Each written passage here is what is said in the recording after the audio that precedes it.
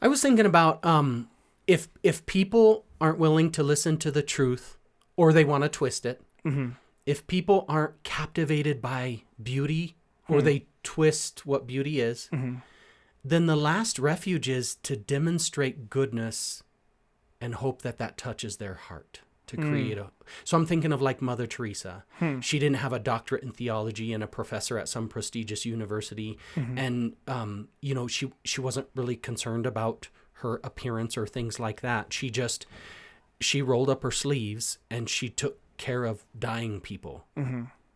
And she got them out of the gutter and she brought them to her home and they cleaned them and they fed them and they loved them. And that has spread all over the world just because goodness is so persuasive. I am doing this because you matter.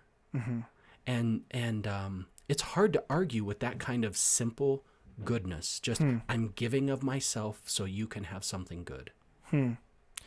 That's beautiful.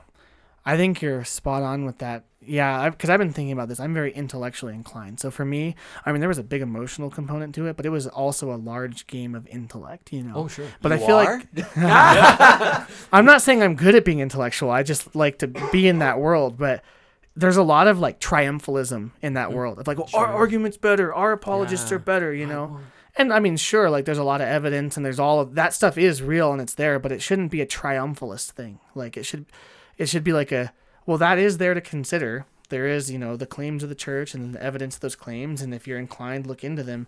But yeah, I think you're exactly right. I think for most people, it's probably going to be beauty. And if not beauty, then just goodness. And if as a Catholic, I'm this, dogma triumphalist and I'm not being good to you, then you're like, well, you have all of these arguments that are persuasive, but you make me feel like garbage. So why would I want to be a part of what you have if it makes you treat me this way? Well, just think about some of the the letter to Diogenes. There's a letter from the early church where they're like, we're living amongst others, but we are distinct from them. And when they see us and they see our love, that's what draws them in. So they're like, wait a minute. You don't divorce your spouse when you're mad at them. When she burns the toast, You don't expose your child to the elements when it's an unwanted pregnancy. You don't destroy your neighbor's property when there's been a dispute. You're like, you actually forgive people and you reconcile with them and you do good things for them, even though they hate you. Like it just goodness boggles the mind to the point where you're like, maybe there's something there.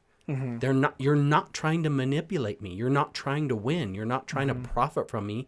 You're just serving me out of love. And I like it. And I want to believe that I could live that way too, because I'm looking for peace. And right now I don't have it.